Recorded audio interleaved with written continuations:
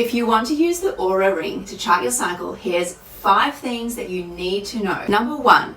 The Symptothermal Method is up to 99.6% effective when used correctly. However, that statistic is based on internal temperatures. We actually don't have any evidence as to how using temperatures from the skin might impact that effectiveness statistic. This means that if you choose to chart your cycle using skin temperatures, you're taking on an unknown level of risk. Not only that, but skin temperatures are known to be much more volatile and prone to disturbance than internal temperatures, which tend to be more stable. Number 2.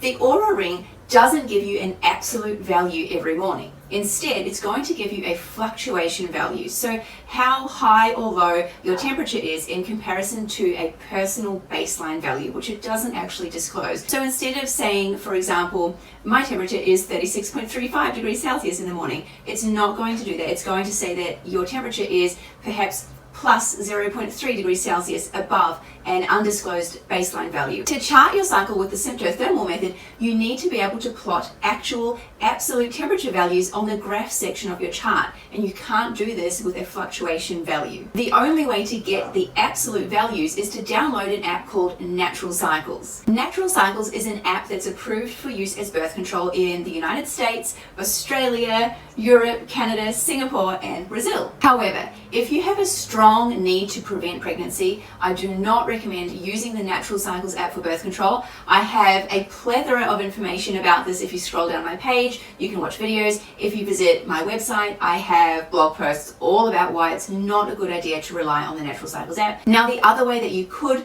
theoretically get an absolute value from your Oura Ring is to do some calculations. You could assign yourself a random personal baseline value, and then each morning you could subtract or add your fluctuation value from that baseline. I actually subscribed to the Natural Cycles app for 7 menstrual cycles to test out whether that works, and it was very accurate and much cheaper than a Natural Cycles subscription to just do those calculations. One thing to keep in mind if you do this is that your values are going to only have 1 decimal point, and you actually need 2 decimal points if you're going to be charting in Celsius. Number 3. The Oura Ring on its own is not a form of birth control. So it's really important that if you choose to use the temperature data from your Oura Ring, that you use it within the context of a fertility awareness-based method. In my case, I teach the Symptothermal Method. So you would want to be using that data in the context of the rules and the guidelines of the Symptothermal Method. Not only this, but the Symptothermal Method requires that we use 2 fertility biomarkers. So number 1 is cervical mucus and number 2 is basal body temperature. So if we know that our basal body temperatures are, well, they're not basal, they're going to be skin temperatures. If we know that those temperatures we're obtaining may be subject to some risk and they may not be as accurate as we need, it becomes even more important to be charting our cervical mucus. And not only that, but applying the specific rules of the Symptothermal Method to interpret our cervical mucus findings. The Symptothermal Method is so effective because we are always cross-checking 2 separate fertility biomarkers against each other. So we know that we kind of have a backup. If one of our biomarkers is disturbed for some reason, then we're always double checking, we're cross-checking. Number 4.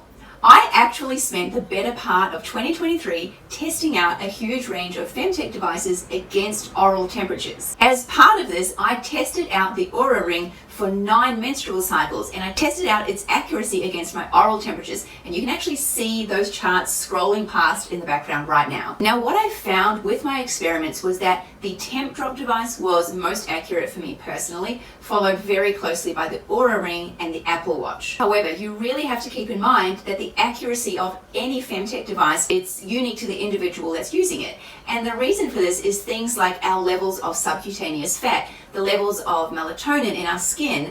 All of these things can all really impact our femtech device accuracy. So my results won't necessarily be reflective for accuracy of these femtech devices in the wider population, but what I can say was that the temp drop did perform best, followed very closely by the Oura Ring and the Apple Watch. Number 5. It's my belief that tracking your menstrual cycle with the Oura Ring is most appropriate if you're someone who's really interested in monitoring your hormonal health or your overall physical health. And the reason for that is that the Oura Ring tracks so many other health data points that can be really helpful for people. It can also be really useful for anyone who is trying to conceive and just doesn't want the stress of having to take your oral temperatures every morning. So the Oura Ring can be great if you just want a general idea of when you've passed ovulation, but potentially less appropriate if you have a very strong need to prevent pregnancy and you're wanting to be really accurately charting your cycle with the Symptothermal Method. That said, you could still choose to use the Oura Ring if you have a strong need to prevent pregnancy, but you might want to consider adding on some extra precautions. So